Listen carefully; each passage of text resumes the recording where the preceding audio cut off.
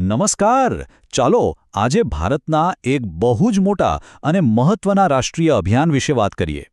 આ અભિયાન છે ફિટ ઇન્ડિયા મૂવમેન્ટ, જેનો હેતુ દેશના દરેક નાગરિકને સ્વસ્થ બનાવવાનો છે. તો ચાલો સમજીએ કે આ શું છે અને કેમ આટલું જરૂરી છે. પણ એક મિનિટ, શું દેશના સ્વાસ્થ્ય માટે ખરેખર એક આંદોલનની જરૂર છે? આ સવાલ બહુ જ મહત્વનો છે અને એનો જવાબ જ આપણને આ આખી મૂવમેન્ટના મૂળ સુધી લઈ જશે. તો આ ફિટ ઇન્ડિયા મૂવમેન્ટ છે શું? એકદમ સરળ શબ્દોમાં કહીએ તો આ ભારત સરકારની એક એવી પહેલ છે જે દરેકને હેલ્ધી લાઇફસ્ટાઇલ અપનાવવા માટે પ્રેરણા આપે છે. મતલબ કે રોજિંદા જીવનમાં કસરત અને રમતગમતને જગ્યા આપવા માટે પ્રોત્સાહન આપે છે. આ અભિયાનની શરૂઆત વડાપ્રધાન નરેન્દ્ર મોદીએ 29 ઓગસ્ટ 2019ના રોજ કરી હતી. અને આ તારીખ ખાસ છે. ખબર છે કેમ? કારણ કે એ દિવસે હોકીના જાદુગર મેજર ધ્યાનચંદની જન્મજયંતિ છે, જેને આપણે રાષ્ટ્રીય રમતગમત દિવસ તરીકે ઉજવીએ છીએ. એટલે સ્પષ્ટ છે કે આ અભિયાનના દિલમાં રમતગમત વસેલી છે. ચાલો હવે આ મિશનના ઊંડાણમાં ઉતરીએ. મતલબ કે આ અભિયાન શા માટે શરૂ કરવામાં આવ્યું અને એના લક્ષ્યોને હાંસિલ કરવા માટે કઈ રીતો અપનાવવામાં આવી રહી છે એના પર એક નજર કરીએ. તો આ અભિયાનના મુખ્ય હેતુઓ શું છે? પહેલું, લોકોમાં ફિઝિકલ ફિટનેસ માટે જાગૃતિ લાવવી.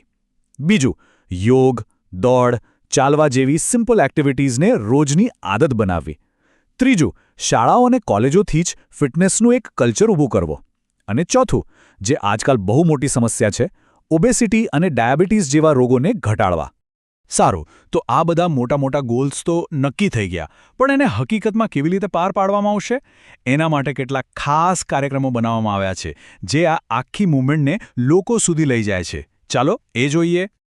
આમાંનો એક બહુ જ રસપ્રદ કાર્યક્રમ છે ફિટ ઇન્ડિયા સ્કૂલ સર્ટિફિકેશન.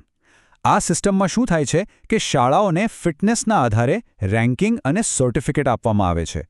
આનાથી શાળાઓ વચ્ચે એક હેલ્ધી કોમ્પિટિશન શરૂ થાય છે અને બાળકો નાનપણથી જ ફિટનેસનું મહત્ત્વ સમજતા થાય છે. પછી આવે છે ફિટ ઇન્ડિયા ફ્રીડમ રન.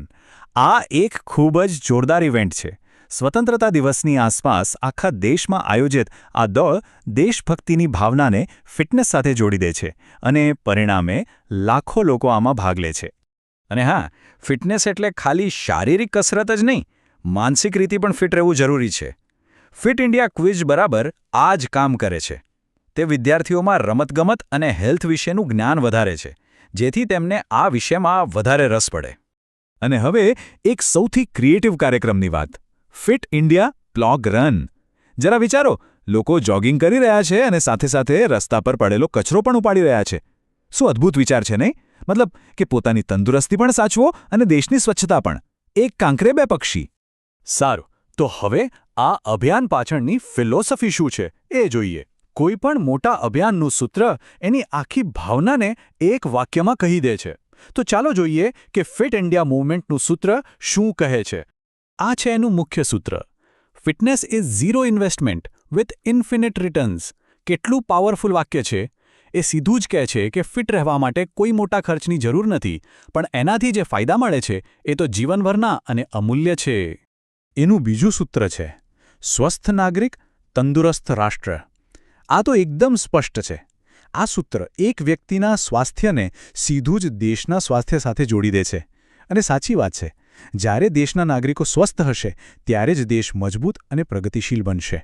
અત્યાર સુધી આપણે ઘણી બધી વાત કરી, તો હવે ચાલો ફટાફટ આખા અભિયાનના જે મુખ્ય મુદ્દાઓ છે એના પર એક નજર નાખી લઈએ, જેથી બધું બરાબર યાદ રહી જાય.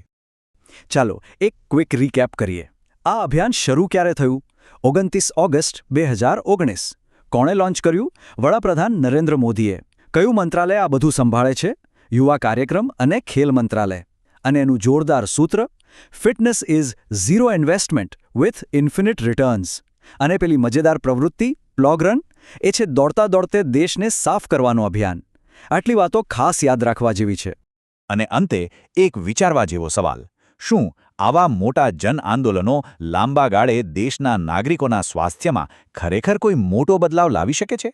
અને ભવિષ્યમાં આવા અભિયાનો કેવા સ્વરૂપ લઈ શકે છે? આ પ્રશ્ન સાથે આજની આપણી આ વાત અહીં પૂરી કરીએ છીએ.